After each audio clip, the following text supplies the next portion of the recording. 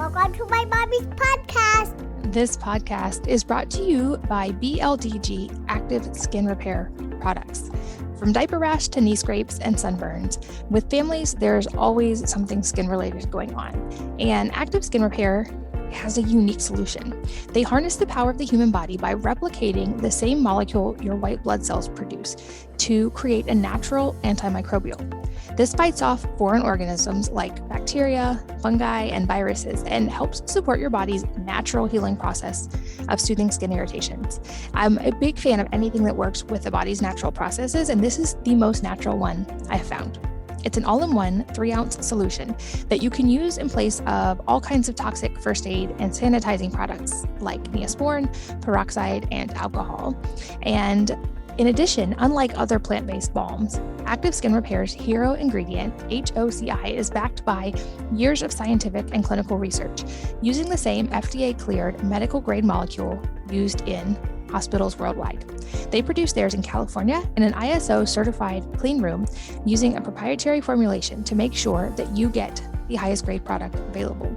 I've also found in testing this that my kids really prefer this to any other type of product because it seems much more comfortable and doesn't seem to cause the initial stinging or irritation. So it's been a great product at our home. You can learn more by going to wellnessmama.com/go/active. That's wellnessmama.com/go/active, ACTIVE. This episode is brought to you by Wellness. That's wellness with an E on the end. My new personal care line of products that are natural and good for you: hair care, toothpaste, hand sanitizer, and more. You've likely heard that much of what you put on your skin is absorbed into your body, which is a good reason to avoid harmful products, and I feel like many of us do. But you can also use this to your advantage by putting beneficial things on your body. Realizing that many of my closest friends and even family members still used certain conventional personal care products, even though they'd cleaned up many other parts of their diet and wouldn't dream of eating processed food or using harmful cleaners, but they weren't willing to sacrifice how they looked and felt when it came to personal care products. I set out to create alternatives that outperformed the existing conventional options, but without harmful ingredients and with beneficial ingredients that benefit the body from the outside in, and thus Wellness was born. Our good-for-you hair care and mineral-rich toothpaste nourish your body from the outside in, while you hopefully nourish it from the inside out to have amazing hair and teeth. Check it out and learn more at wellness.com. That's wellness with an E on the end, WELLNESSE.com. Hello, and welcome to the Wellness Mama podcast. I'm Katie from wellnessmama.com and wellness.com. It's wellness with an E on the end, my new personal care line. This episode answers all of the questions I got for you guys every time I posted a picture online with some dots burned onto my skin or mentioned Kambo and have been asked, what is that? Why would you do that? What does it do? This episode goes deep on all of those questions. I'm here with Todd Shipman, who is Biohacker Todd on Instagram, who is a personal friend of mine and also who introduced me to Kambo for the first time. I've now done it quite a few times and noticed a variety of benefits, physical and emotional, mental benefits, and wanted to share with you guys the history of it, the science of it, and my personal experience. So in this episode, we go deep on all of those, and Todd shares his experience as a certified Kambo practitioner.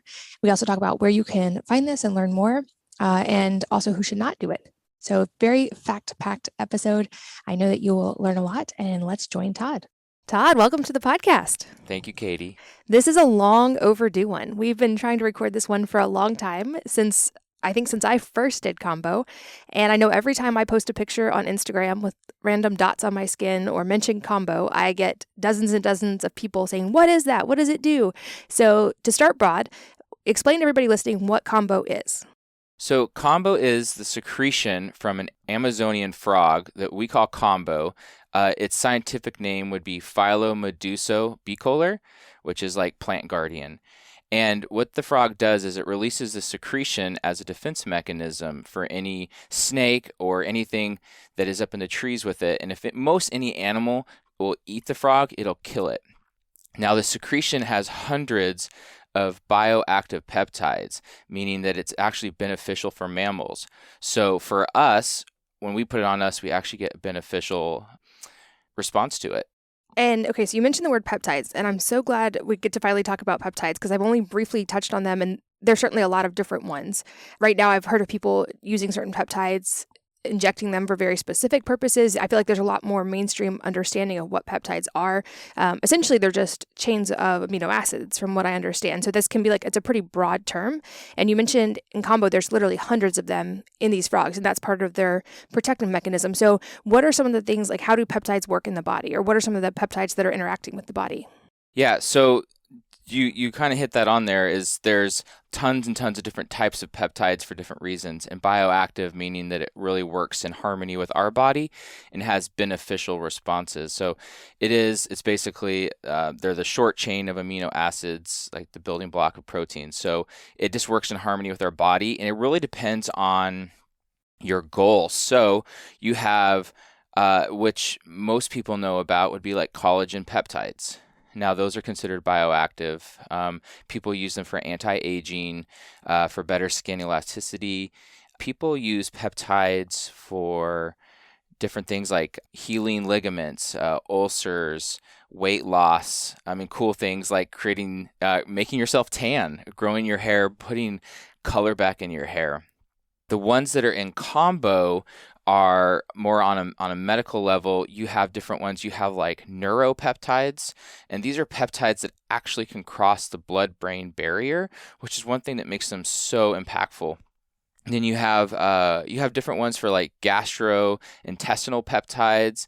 You have ones for like hypertension, hypotension, different goals for different peptides. So it's a little different, I think, than the ones that people are injecting themselves with, which are pretty cool. Those are always fun to play with, but they're also more regulated in the United States. And certainly from my limited experience, can be a little bit complicated to learn and make sure you're getting dosing correct. And there's a lot that goes into that versus the body kind of knowing what it needs when you're doing Kambo and it having a better way to interact with it. Before we start really kind of going into the details of what happens in the ceremonial aspect of Kambo and what it looks like when you actually do it, I'd love for you to also talk a little bit about your story and how you discovered Kambo and got into helping people walk through this experience. Sure. So I've been a biohacker, as they would say, and someone who focuses on functional wellness for a good 6-7 years. And I like to try lots of crazy things, looking for ways to either help myself or help others. That being said, I really was still very new to earth medicine and plant medicine. And earth medicine is what we would consider Kambo, and I didn't know much about it. And I had who is now my girlfriend, Jill. At the time, we were friends, and she was on a journey to heal trauma, emotional and physical, and she had brought it up to me. And she had told me her story, which was really extreme. And as we joke about, she was the worst salesman for Kambo because of her experience. But I remember she had set me up with the practitioner, Caitlin. And after hearing Jill's story, I was supposed to talk in front of like 16,000 people that week at the biohacking conference in Mexico. And after hearing Jill's story, I was like, yeah, I can't do that and then go in front of all these people. So I told Jill I wasn't going to do it. And Jill literally told me, she was like, listen, I'm in this life to better myself. And the ship is sailing and I'm going to leave you on the dock. So you can either come with me or hang out. And at that point, it was just a conviction in her voice that was like, wow, okay, there's something I don't know. So I did Kambo. The first time I did Kambo was it's very intentional, which we can go into because I'm a very scientific-minded person, and Jill is very woo-woo crystals and fairies, which I really love about her. But there's both sides to Kambo with that, and I have experienced it way too many times to ignore that side of Kambo. But I went into it with the intentions, as she told me, you want to do this with intentions, was to just experience Kambo, because I'd never knew what it was about. And also with just to kind of create maybe some confidence and clarity, because I'd been in a marriage for quite some time that I wasn't really happy in, and I needed to grow through that. So the first time I did Kambo, it was intense. It was amazing. The way I felt, I actually had a really good experience through it.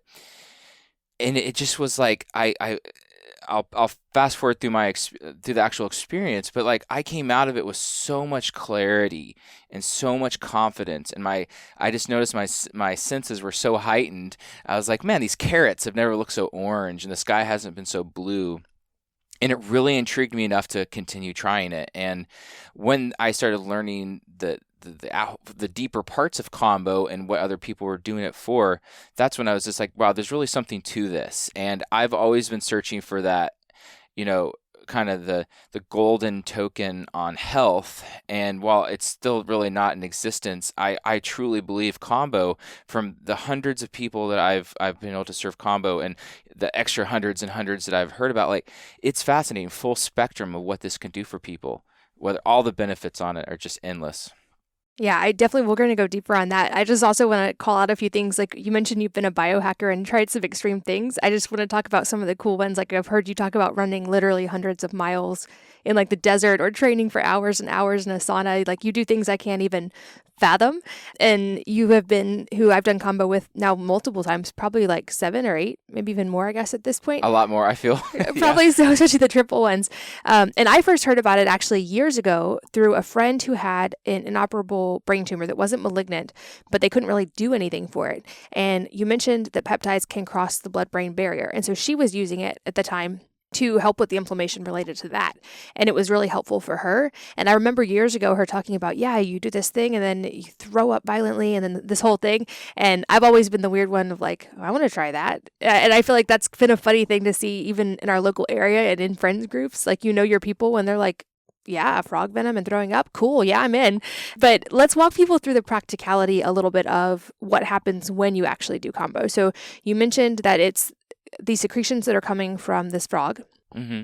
And then explain why I guess you can't just like eat these or take them like a supplement. Like they interact with the body differently. So there's a very specific kind of timeline in the way you do Kambo, and like you said, setting intention and getting mentally in the right space first too. Yeah. So to explain a little bit about, I guess, so people know what's happening with this, is you're putting this on topically. So we use, if you're in the jungle, they use really thick sticks, but we use really small incense and we burn them onto, we make very superficial dots on the skin, open them up, and they call them gates, where you have basically your lymphatic system is wide open. And if they've found that, at least for everything else, because if you're digesting stuff, you do have a protective mechanism, and your digestive system is a closed off system. So it is limiting of where it's allowed, what things are allowed to get into the body and where it goes. So topically, you're going to have a much better experience. And I guess if you want to talk about like what the experience is like, so we burn these dots, and it tends to be, there's a lot of variable factors on how many dots we do on people. A lot of this is very intuitive, size of person, and the strength of the medicine, because different people have different strengths of the medicine. And so you have to start with Kambo on an empty stomach. So we suggest fasting for at least 6 to 8 hours prior, because you don't want to be purging. If you purge during Kambo orally, you don't want to have food in your stomach in the process. So you drink 2 liters of water about 5 minutes before the medicine comes on you. So the Kambo secretion will go on. And that's actually the hardest part for most people. It's by far the hardest part for me when we do Kambo, is to drink 2 liters of water, especially in 5 minutes. And at that point, really, you almost want to throw up just from the water, as you know. And we do sometimes have people that drink that much water and they just start throwing up prior to even have the medicine on them. So the goal is, as soon as people get the water in them, and it can be 1.5 liters sometimes if they think they're going to take another sip and they're going to throw up. So there's not like a set mark for every person. Obviously, everyone's stomach's a little different sizing, but that's when we get the medicine on. We put it on immediately. And what you're going to experience, and this is very general, but it's very common. So this isn't something where like this is exactly how you're going to feel, but it is pretty much probably 9 out of 10 people will feel that instantly your heart rate increases. And I know with you, I've always really appreciated it because you like to quantify things. So you'll have like your glucose levels, you have your CGM, so your continuous glucose meter set up, and your heart rate going all the time. And we can tell stories about when I know you're about to throw up just because I'm looking at you. I know your throw up point by your heart rate. And sometimes if you're in the bathroom or something, I know you're throwing up because I'm looking at your heart rate, you're from your phone. But so your heart rate will go up to about initially probably like 120, 115 to 120. You'll feel your heart rate increase. You'll start to feel your heart rate. This all happens in less than a minute, basically, instantly, by the way. But you'll start to feel your heartbeat in your ears. You might start to feel like some swelling in your eyes. It's not painful or anything of that sort. And then you start to experience somewhat like of a niacin flush. And for me, it feels like I'm in an infrared sauna. Like I get really hot. Like I get drenched. I'm drenched in sweat within 5 minutes, easily. But within the first few minutes, I'm already sweating pretty bad from Kambo. And from there, basically, what's happening, though, is response to your body is with the peptides. So the peptides are being absorbed through the lymphatic system into the blood. And this is all responses. So you're going to feel different things. And there is no scientific data with this, but I feel that what your response is based off of what peptides you're needing in the body and what receptors are taking more of the peptides in. So, for example, if you have nausea coming in, there's certain peptides that are activating that. Tachykinins and bradykinins are these peptides that really create smooth muscle contraction, heart rate, vasoconstriction, everything going on. And again, with you having 2 liters of water and a high heart rate, you're going to start to purge. So you usually purge within the first, we've seen people purge in the first minute, but sometimes it's usually within the first 5 or 10 minutes with the nausea that kicks in. That's probably the most discomforting part is, of course, you just drank 2 liters of water. So imagine drinking a gallon of milk or something and trying to run a quarter mile. It's just not going to happen, and you're going to end up throwing up. So that's why most people throw up. But you want the water. The water is your best friend at that point because you're purging up, and it's actually relieving from there. But some people, they purge through bowel movements, and not everyone does. But I also think that has part of what peptides your body's really needing in there. So the whole experience is probably anywhere from 10 to 25 minutes. Again, there's really no set point, and I think everyone intuitively knows when they're done, when they don't have any more to purge out. That's when we work with each person individually. It says, all right, do you think it's done? Are you done with the nausea? And once you're done, we take off the medicine. And instantly when the medicine's off, you start to plateau, and you usually feel back to normal within 10 minutes or so. Yeah, I appreciate how short it is, although sometimes in the moment it feels much longer, I think. And that was, like you explained, was very much my experience as well. I remember thinking the first time I did it, there were only 3 of us, and beforehand we kind of talked and we're like, well, we're just going to each be in our own bathroom because that way if they're throwing up, we'll be fine. And I was like, I don't want to throw up in front of people, and ended up staying in the circle. And it really does help to have that community and that tribe around you, I think. But it really was amazing how rapidly all those things you just described happened. As soon as it went on, I remember looking at the others and thinking, wow, everybody is really red. And then you kind of go through color changes and turn yellow sometimes or white. And then some people, like my face swole that first time, and I kind of looked like a frog for a little while and then started throwing up. And I remember thinking, I think everybody maybe goes through a point, maybe 5 or 10 minutes in, where you're just like, why did I do this? This is not very fun. But then, like you said, on the other side of it, you feel so good, and there's a lot of benefits. I want to talk about some of the benefits and why people do this. But first, you mentioned making the gates in the skin, and there's a lot of it kind of intention to those as well. They can kind of go, I guess, a lot of different places. And I posted pictures. I've got them on my back and on my shoulder and all over different places on my body. But maybe talk about why someone would get them in different places and what they can do when you put them in different places. Yeah, so a generalized treatment, which would be on your arm, and depending on, again, if you're looking more on a Western intention, or if you're looking at Amazonian, because the Amazonian tribes, they do it on females on their ankles and on the men on their arms or their chest. And here we don't do that. I don't really agree with, they feel that females are weaker, so that's why they put it at the ankle, because which I don't agree with. So it's the fact that they put it on their ankles because they think they can't handle it as much. So men on their arm. I love on the arm because it's just a general treatment and it does everything. And none of the treatments are lesser than the others. It's more on the, I think, with your intentions with Kambo. So you can treat Kambo as if it's very similar to acupuncture. So you can put Kambo on meridian lines and you can put them on chakra points. And one really cool thing that we do is, as we've done with you numerous times, is we have a bioresonance resonance device that can actually monitor and quantify our vibrations and frequencies of our body. And we can run that with people and it'll come back and show like blocked meridians. It comes and shows like your aura and your chakras and which ones are low. And we can work with people on that, saying that, okay, is your root chakra low. We can put Kambo there to boost it up, depending on also what your goals are. So if you really are educated with chakra points, certain chakras, your solar plexus. So if you're having a problem with maybe self-love or lack of confidence, we could do Kambo on your solar plexus. And we can, again, run the bioresonance device before and after just to quantify and show you that, wow, now your solar plexus is booming bright. And we see that even...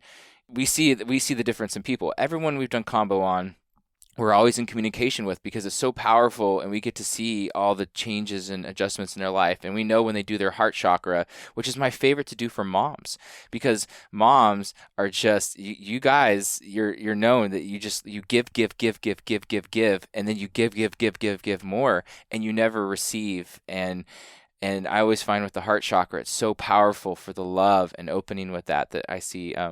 With that, but then you can do your throat chakras, you can do your sacral, all of them, but we really can't do your crown. Now we can get as close as we can. We don't really want to do Kambo like right dot on the head, so we can do them on the ears, which you've experienced, and it's a very different experience with Kambo. But that's really, especially where Jill is, because it's Jill and I that are doing the Kambo, and Jill, that's her passion. Her focus is with the chakras and all the intention aspects with Kambo. So that's when she kind of gets excited when someone wants to do different style treatments. That's her part, like to talk about her experiences, because she's done them all for many different reasons. So she has a lot of experience and can help people. And I think another important point to touch on, because certainly when I posted about this, people will be like, that sounds like you are just getting poisoned and that's why you're throwing up. And I think the really important distinction, at least from my understanding, is that the Kambo, the peptides are not actually what's causing this. What's happening is your body is so wise and it's responding to these in a very specific way. And just like when you are sick, your body knows what to do to get that out of your body. So sometimes when you're sick, you throw up, or sometimes when you're sick, your lymphatic system activates more and you sweat. It's basically kind of just, from my understanding, giving you like a fast track into a lot of those things, which is why it's such an effective lymphatic detox and can be effective in so many other ways. But you can correct me if I'm wrong on this, but it's not like you're just getting poison. Like, I think that's a misconception people have. Like, that's not what's causing the response. Your body is actually creating the response, and it's a really wise response. Is that right? Yeah, I mean, you could kind of look at it as like a healthy stressor. So it's very similar in a way of like, the heat shock proteins that come from an infrared sauna, or with the healthy benefits that happen if you're in the ice tank. Like, your body's response to all of this. That being said, yes, I mean, you have 2 liters of water in your stomach, and if your heart rate goes up to 120, it's going to make the nausea. You are going to throw up. Or if it's the gastrointestinal peptides your body accepts, you're going to have a lot of smooth muscle contractions in your intestines, and it's going to come out that way through a bowel movement. But I really feel and I don't say this like, loosely, but it's like the ultimate detox, because it's going into your lymphatic system, and what we see people purge out, most people wouldn't believe just from hearing through a podcast, but we see balls of worms coming out of people's stomach that are purging out. We see parasites, we see mold, we see candida that are actually getting removed out of your body. And again, heavy metals, they've quantified it with before and after. People having like high mercury levels and doing multiple amounts of Kambo sessions one after another, and then doing their metal testing again, and it's lower. So like it's our body releasing everything. It's kind of just a kick in the butt to help our body get it all out. Yeah, I think I once threw up this jellyfish-looking biofilm thing that took a while to come up, and then I was like, well, I'm glad it's out, not in. But it's interesting, and I think for mold as well, right? People do this quite often after toxic mold exposure. Yes, yeah. We're excited to see for Jill, because Jill had such high levels of mycotoxins and heavy metals and formaldehyde and stuff, and we've been doing it, and we'll get retested to show her all the stuff that she's removed. But yeah, people do it for mold, especially we can tell, like we can tell people a lot. It's like, yeah, you have a lot of mold either where you live or work because you're purging out so much of it. And then people are like, yeah, I thought so. And then they can get tested and it just kind of verifies for them. But mold it's in everyone, but it just depends on how we affect it. But when your body removes it, like my favorite part is the purge. I know it sounds really weird and to like actually look at what people are purging out, because that's what excites me. That's like why we're doing Kambo for a detox aspect, is you're removing this stuff was in you. So it's exciting that it's now out, and maybe can give you a clear idea now what you want to focus on. When you see people with the candida, it's like, yeah, I mean, candida is not, it's just there, but if you have an overbalance of it, which most people do, it's like you're removing it, like get it out. It doesn't belong in our body at that extensive amount. So that's my favorite part, is looking at the purge, because it's just, yeah, that was in you. That was in you, and now it's out, and you would have never known. Like, it's exciting. And much faster than a lot of the other ways you can deal with things like candida or parasites. I feel like a lot of other methods can take a really long time, whereas this is a big jump start into that. And when I think of the peptides, an analogy a mutual friend of ours, Dr. Ted Ochikoso, used that I thought was so good for how any peptides interact in the body or any substances was like kind of the idea of a lock and a key. We have all these key systems in our body, and some of the keys themselves we make in our bodies, and then some are exogenous, have to come from outside, or some we can get both ways. But I guess I always think of it as whatever peptides your body needs the most, it's probably going to be the most effective lock and key system, and your body's going to prioritize that. So that's why people can maybe have such different experiences, or maybe if they're having chronic pain, the more like pain relieving peptides work better, or if they're having like parasites or mold or these things you mentioned, the ones that target those and help that response might be the ones that activate. But it just is so cool how wise our bodies are. Also, it's interesting, maybe it's just me, although you can clarify, I also feel like there's something related to the purging and the intention. You mentioned the intention being so important, and I've had multiple experiences where I was fasting for definitely more than 8 hours. So there was no food in my stomach, nothing of color in my stomach, nothing that should have caused anything weird in a purge. And I remember going into one and thinking like, oh, I'm just going to release guilt, shame, fear, and resentment all at once. And I think there's more of that potentially that I realized in my body. And it was like, okay, hold on tight. And I threw up so much and so dark. And so I think I don't really understand it, but it seems like there is also a correlation to when we're letting go of emotional stuff, it can actually affect the experience as well.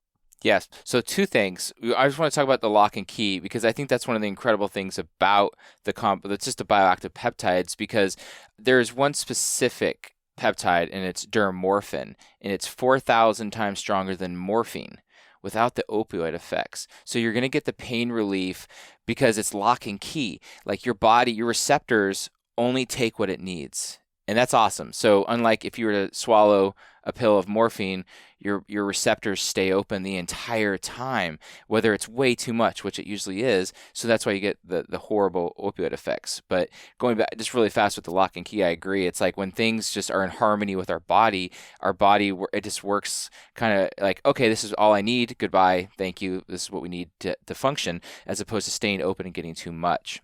And now for intentions, I must say, I have lots of personal experience, and everyone will. If you have a very powerful intention, I know always, I'm the biggest cheerleader in the room, but when someone says like my intention is either forgiveness or letting go of some kind of self-hatred, whatever it be, I always kind of go, ooh, like this is going to be a rough one for you. It's going to be rough because, again, I'm very science-minded, and I can't sit here and I can't show you this is the scientific data proving this.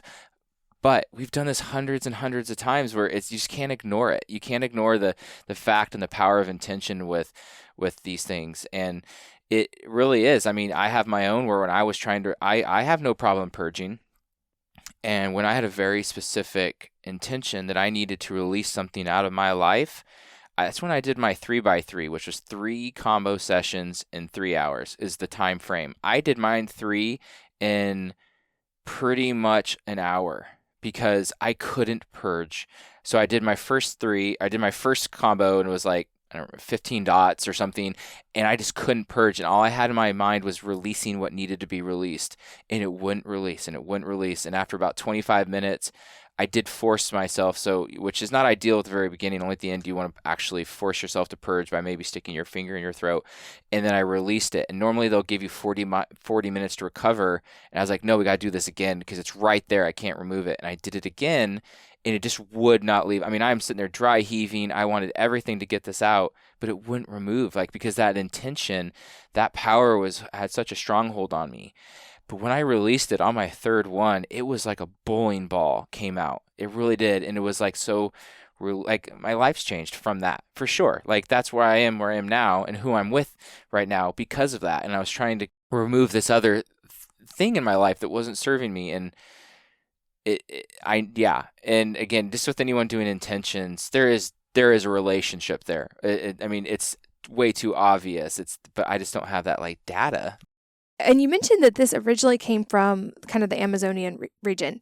Why did they start doing this there? Or what do they see as the benefits when it's used in its more original setting? Yeah, that's what's really cool too. Is now the urban I don't want to call it urban legend because I'm not trying to belittle it, but their story is that the medicine man in the tribes thousands and thousands of years ago, their whole tribe village had become sick. So the medicine man went into the jungle and did ayahuasca, and Mother Ayahuasca now told him that you need to go find this frog and you need to apply it all over all the people. And it was just what he did, and everyone became better and they were healed.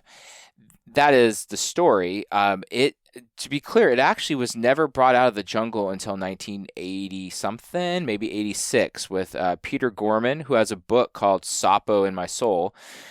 He also has a book called Ayahuasca in My Soul that he'd been doing ayahuasca, but he was there like actually scientifically in a way monitoring, or he was analyzing these tribes, and he had a scientific mind, and it was really interesting for him because I guess we could use the word ninja dosed. He was in this tribe. He was in this teepee with them. He tells the story about he didn't know what was happening. He was just hanging out, and one of the guys took a knife and kind of gave him a little cut on his wrist, and then another guy came with the Kambo and rubbed it into his bloodstream, and that's how his response was so different, and he couldn't explain it. And so he was able to, at some point, finally, 10 years later, it took him to get the frog secretion, and he was able to bring it into the United States and have it lab tested. And that's when they're just like, holy cow, there's all these peptides that are in it. So that is where it came. It's become more scientifically thought of around here. But in the Amazon, there's a few reasons, but their main reason is hunting. Because as we mentioned before, it like really heightens your senses. So they'll do it for multiple days straight because they want to go hunt maybe leopards that are camouflaged in the jungle at night. And they feel like they can smell the animal before they can see it, and they can see it. They use it for fertility, which we still even use over here because it removes any kind of mold, and it removes the inflammation in our reproductive organs. So we can see why it does work, but they use it to create fertility. And then on the other end, they actually they use it as punishment for young kids. So, or quote unquote corrective behavior is what they say. So there's many different reasons why they use it that we would be using it, again, for like the brain tumors and other things. But for them, it's really also to remove bad energies. So that's their reasoning, and that's why it was used forever until Peter Gorman was able to bring over a sample in I think like the early 90s is when he finally was able to bring it over, but he'd been talking to people about it since the 80s, and they couldn't get it over there. Wow. I can vouch for probably it being great for hunting. I haven't gone hunting after doing Kambo, but I have sat outside after dark and heard something move in a tree, and it was like I immediately could figure out where it was. I could see it. I could hear it. Like it does heighten, I feel like, a lot of your senses for a long time after doing Kambo. And what would be some of the reasons you would say people do it now more on the Western world, or the people come to you for Kambo? What are some of the kind of recurring reasons you hear from people? Yeah, and that's completely full spectrumers too, which is what's really exciting. I mean, we get people who are just coming off of cancer, or they're coming off of chemo, and they want to detox their body properly, make them feel better. So we'll do it for that. We have it for thyroid, we have it for hypothyroidism, because there's peptides that are proven to regulate the pituitary and adrenal glands, which is why there are actual benefits to it. People do it for pain. They're doing it this on the scientific level, I guess, and physical level. People are doing it for, like, there's peptides that are proven to kill candida, parasites, fungi. It's used as Derceptin is one of the most powerful antivirals that they've ever found, and it comes from the Kambo frog. People are doing it for Lyme disease. They're doing it for autoimmune diseases, IBS. The whole health thing, I think, again, I don't say this lightly, but you could always find a reason why someone could benefit from it. And then you have, like, we've recently, one of our focuses has been with, like, addictions. Now, there's actual peptides that are shown to regulate parts of our body that will help with addiction. So we're using it. We just, as the story, we had someone who was coming off of a heroin addiction of almost 16 years, not a single day without it, and then brought on to fentanyl and methadone. And Kambo, we had her here for a week. And now this isn't something, that you loosely do. There's a lot. We had an amazing support team here with us, but we were able to help her with her addiction. She's over 2.5 months sober right now. And we've also had she was from New Mexico. We had someone recently also coming who was coming off of opioid addictions too, that stayed for a few days, and it really helped. So there's also that. It's very powerful. And then it goes back to, like, the intention stuff. So, I mean, the people that we see optimal prime athletes, and then we see the basic mother, we see the yogis, we see everyone, that what they want it for. It could be just to have some more self-power, some confidence, which is also extremely powerful. You're gonna, like, it's just, you walk around with a pep in your step after you've done Kambo. And the first day, we always see people are a little rough, but we always get a text from the next morning of, like, oh my gosh, hot diggity dog, I'm out walking in the sunshine, the sky's never been so blue, and the birds are beautiful and everything. So it's really it really is full spectrum as to, like, what people are coming, what type of people are coming to see us. They're, like, people you wouldn't expect, you're, again, business executives, and full circle.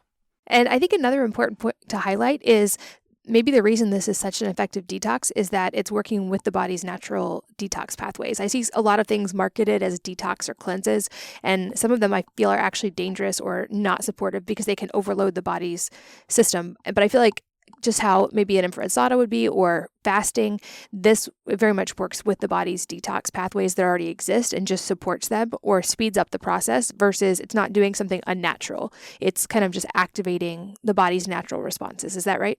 Yeah, it goes right back to, like, as you said, the lock and key. It works as this homeostasis with our body. So it's kind of giving it a kick in the rear end to help everything that it can already do. Nothing is working against the grain. And you're removing everything pretty effectively. So it's not like if you're doing some other type of liver cleanse that it may have some pushback and we have a stronger Herx reaction. This is definitely just works with the body. Our body literally just thinks it's just its natural way. It doesn't stop any production. It just goes, okay, these are, again, bioactive peptides. Our bodies produce these anyways. It's just go with the flow, remove everything. And also, I think anytime we're talking about even something that's naturally supportive, it's important to define who can do it, who should not do it, kind of the safety factors of just people knowing when it would be a good idea versus when it may not be a good idea. So what are some of those general safety guidelines when it comes to Kambo? That's a great question. And you're going to get lots of different answers with that. Like I have been properly, intensely trained to this, and you could go to one person and they might have a different idea with this. And again, I'm very on the scientific side of this, and there are some concerns. So, like, if you have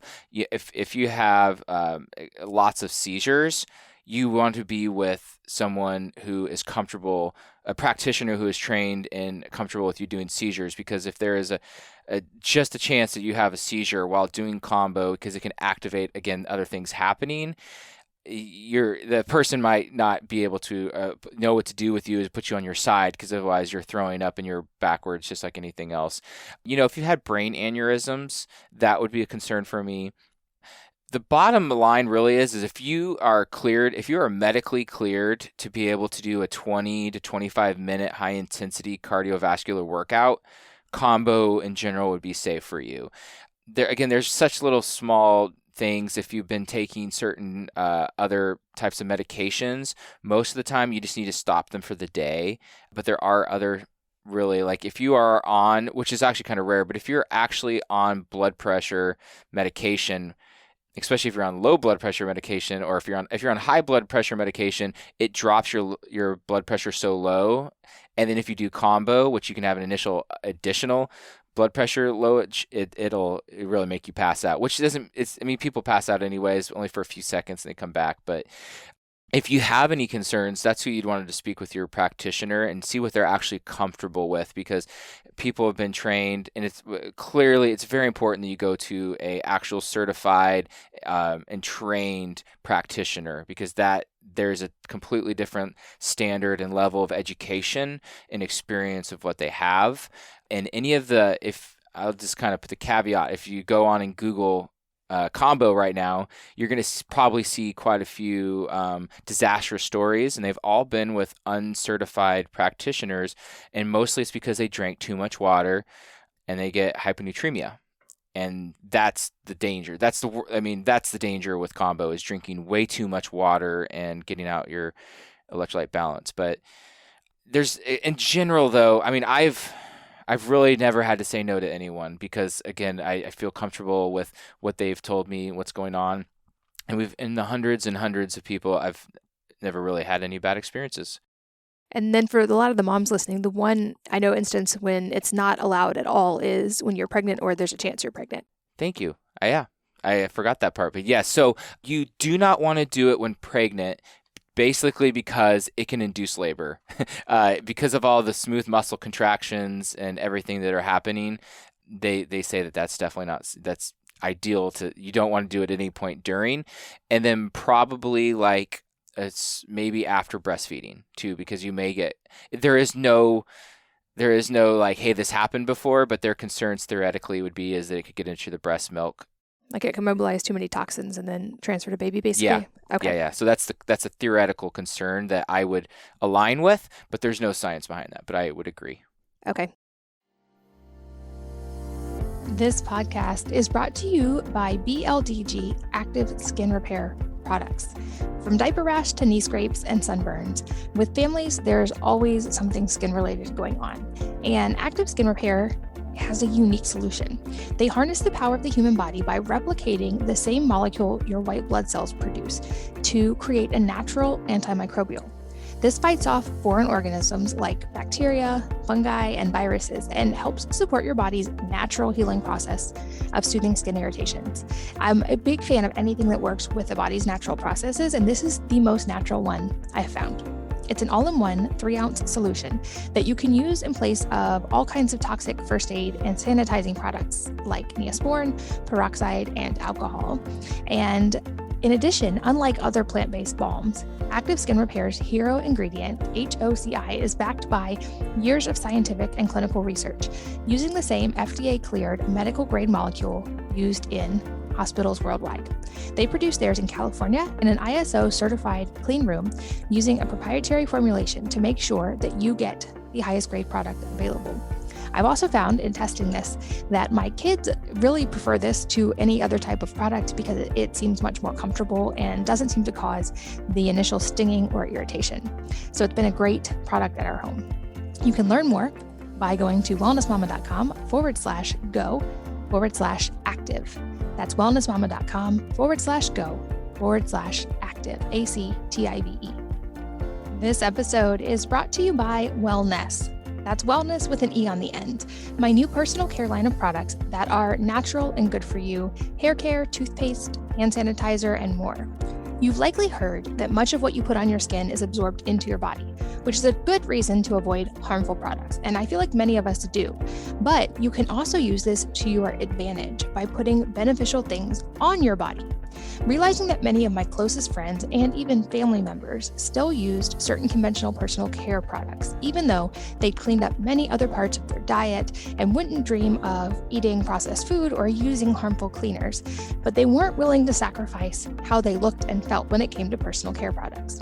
I set out to create alternatives that outperformed the existing conventional options, but without harmful ingredients and with beneficial ingredients that benefit the body from the outside in, and thus Wellness was born.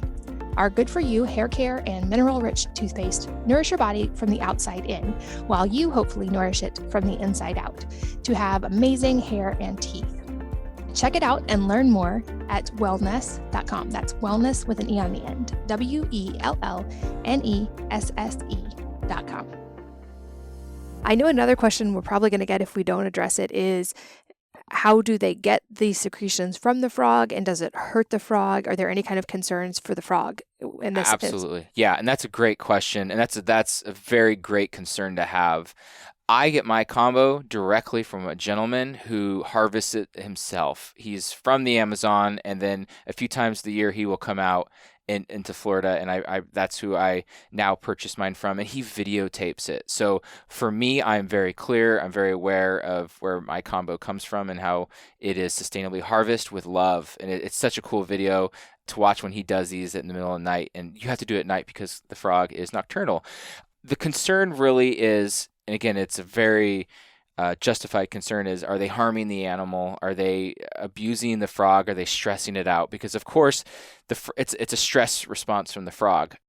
From my experience and everything that I have seen, mainly it's the shamans in the Amazon. There's only a few people, a few tribes. I believe there's only 7 tribes that are even allowed to harvest the frog and touch the frog, and they do it with so much utmost respect and love because they understand the power of this medicine. So what they do is they grab the frog. They can call to it. They actually call to the frog, and the frogs come to them. So they're not hunting for it, which also shows, for the most part, if the frog knows they're going to get harmed, because they do this continuously on the frog through the frog's life. They can live to be 15 years old. So what they do is they call the frogs come to them, and then they'll strap the frogs and they tickle them with the stick, and it will release the secretion. And then they pull off, they say basically the first 20 or 30% of the frog secretion so that it still has plenty of its own to keep itself safe. And then they put it on the stick, and then it gets transferred to whoever's going to purchase it. It goes through a few people's hands. But then they mark the frog so that they know not to get that frog again for another year. So that's the ideal story of everything. But I'm sure, unfortunately, just like with anything that happens, there are probably people who don't have the best interest in the frog. The good thing, though, is if the frog is actually overly harmed or stressed, it actually secretes more blood out of it. So you'd be getting red Kambo, basically, and no one's going to purchase that. At least if they're educated enough. So they're basically wasting the product if they're harming the frog. And that doesn't mean that it unfortunately doesn't happen in some places. But again, it's a question you should always ask your practitioner, is how do you source it?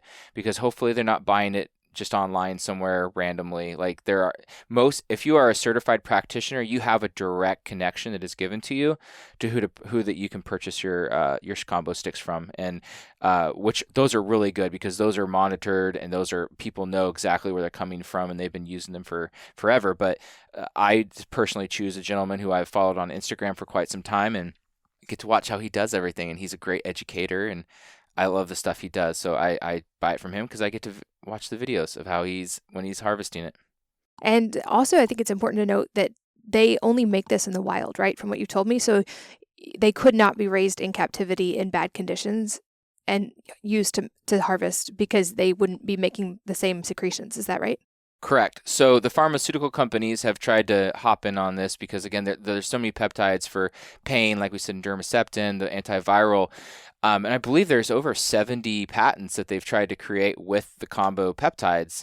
But the problem is the frog does not release the secretion once it's out of its element. So the frogs only release the secretion if they're in the jungle, and it wouldn't be sustainable, obviously, on a pharmaceutical level of how they do it. So, and they're not allowed to. Again, there's only, I believe it's 7 tribes that are really allowed to do this. And also, just on that note, Kambo is 100% legal worldwide.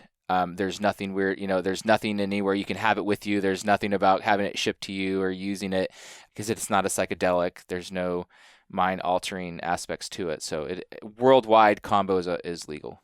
That was going to be one of my follow-up questions for you is it safe and legal to do in all 50 states and around the world? And it is.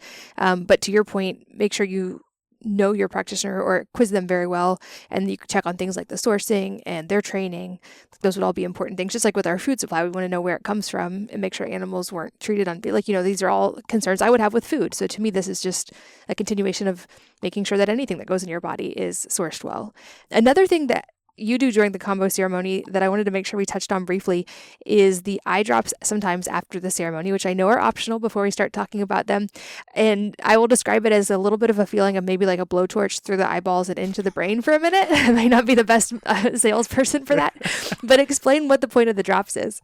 Yeah, so Sananga is the name of it, and it's different times people can do it during, which I can't believe I would never want Sananga, like when you're already nauseous and having Kambo experience. I personally would not want Sananga, but I do know why they do it at some points. So in general, it's completely optional to do it post, and it is eye drops, and I say it's basically like putting it's like being pepper sprayed in a way, or jalapeno or habanero sauce in your eyeballs. So it can be 1 to 5 minutes of extreme discomfort, of like as if you had literally just put pepper sauce in your eyes. It's very intense.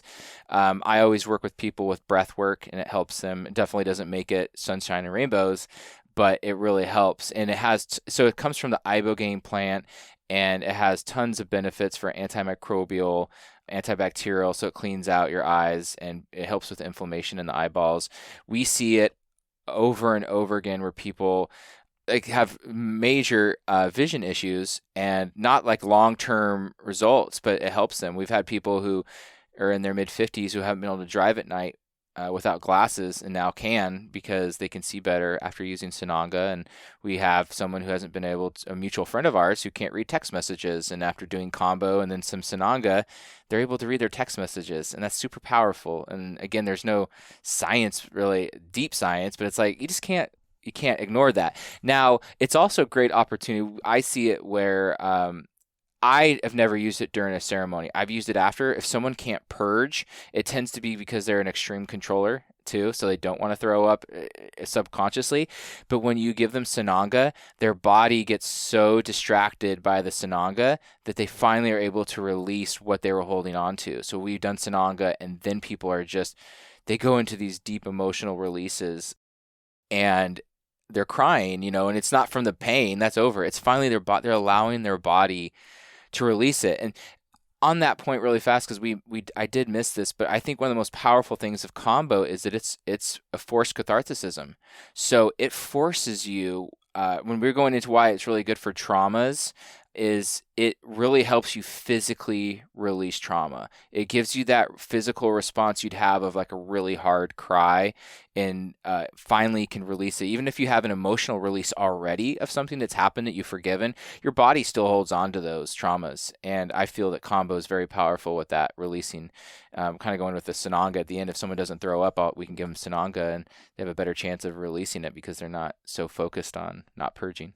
Yeah, like you, I definitely tend towards the scientific side, and I resisted the mental and emotional side for a long time after my trauma. And I've talked about that a little bit on this podcast before, but that's something I've learned very much the last few years, is that mind-body connection is so strong, and that emotional connection. And sometimes we need to do the emotional work to help the body release, but sometimes we need to use the body to help the emotions release too.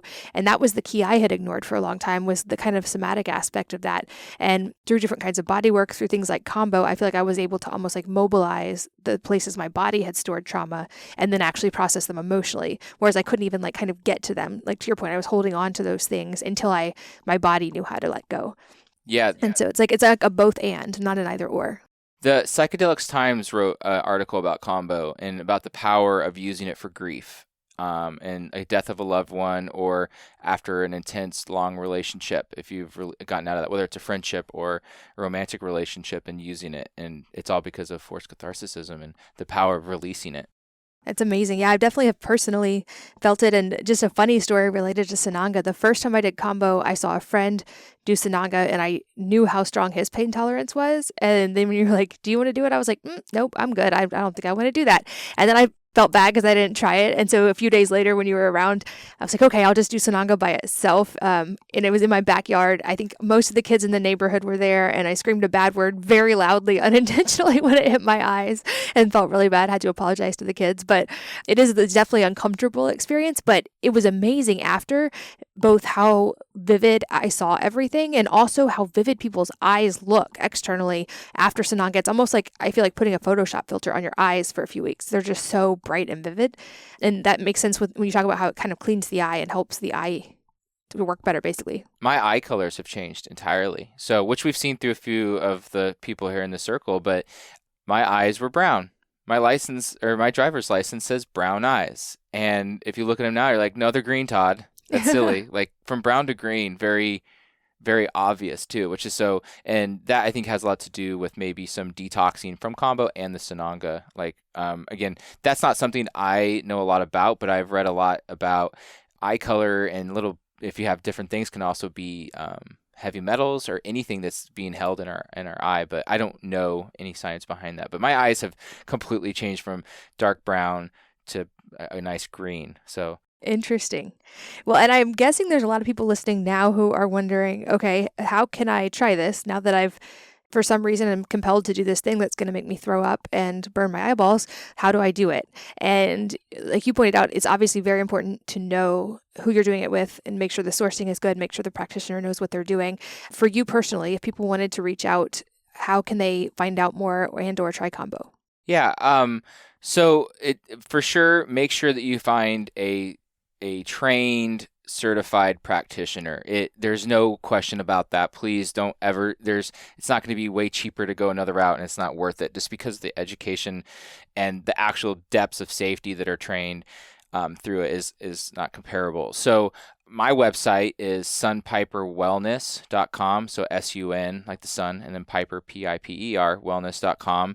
You can go on to my website, and I have all of our things we do for Kambo on there. We travel. So Jill and I travel, which is, that's how we met you, Katie, is we lived in San Francisco, and with COVID happening in the pandemic, we couldn't work. So we started traveling around the country, realizing that this is what people need. They need it for the anxiety, the depression, and the antiviral aspect. So we started traveling around, which is what we still do. We travel all over, anywhere pretty much in the country, because we enjoy driving together. It's pretty fun. So like this summer, for all of June and some into July, we're going to be all up the East Coast. We're basically stationed here in the panhandle of Florida. We'll travel anywhere, but we also, on most of our weekends, we have people flying out to us, and we do like 3-day retreats. So it's Kambo as well as nutrition and yoga and circadian rhythm resets. So we do all of that. You can follow me on Instagram. It's Biohacker Todd, and you can ask me any questions on there, and if you want to set up any schedules. But that being said, if you live too far away or it's not going to work that I get to work with you, there are websites. You can go to like Kambo International, and then there's which is it's a world-known, respected organization that you can type in your zip code, and they'll find certified practitioners for you. And if there's someone still not in your area, you are welcome to reach out to me, because there are people that aren't even on that I know are still certified and trained that we could find for you. And again, you can do that through Instagram or just going onto the website. But we will find a practitioner close to you if you're interested. But usually Kambo International should help you too if you're not wanting to wait around. Perfect. I'll make sure those are linked at wellnessmama.fm in the show notes so you guys can find it. And then lastly, I love to ask somewhat selfishly at the end of podcast, if off the top of your head, there's a book or a number of books that have had a profound impact on your life. And if so, what they are and why. So I'm an obsessive reader, and I love books. I love learning. And honestly, like hands down, and it's hard to say because there's so many books, but there's a book which I did randomly just see in your book library, but for your audience, if they haven't heard it, it's called F Your Feelings. It's by Ryan Munsey, and the book has just, there's a lot of self-help. There's a lot of amazing self-help books and kind of stuff out there, but nothing comes close to what Ryan puts you on. You learn why your brain does the things it does. So it's one of those books where you go to the root cause of what's going on with your body and your brain and your thought process of when you said you were going to go to a party tomorrow, and then 2 hours before the party, you change your mind. Like, what goes on in your body, in your brain that changed that? And so it's called F Your Feelings. It's Ryan Munsey. And that book has just been beyond a game changer and a life-changing book for me. Awesome. I'll make sure that's linked as well. And yeah, I love that. I think that's such an important thing. Often we think that we're these logical, objective beings who are making rational decisions all the time, and we're truly not. In fact, so many go back to ego or filters or all these different things. And that's a great book. I love that recommendation. And I love, this has been such a fun episode. I know I've gotten a lot of questions about it. So hopefully this answers most of those. If not, we can do a round 2 follow-up at some point in the future. But thank you for your time today and for educating us all. Thank you, Katie. And thanks as always to you guys for listening, for sharing your most valuable resources, your time and your energy with us today. We're both so grateful that you did, and I hope that you'll join me again on the next episode of the Wellness Mama podcast. If you're enjoying these interviews, would you please take 2 minutes to leave a rating or review on iTunes for me? Doing this helps more people to find the podcast, which means even more moms and families can benefit from the information. I really appreciate your time, and thanks as always for listening.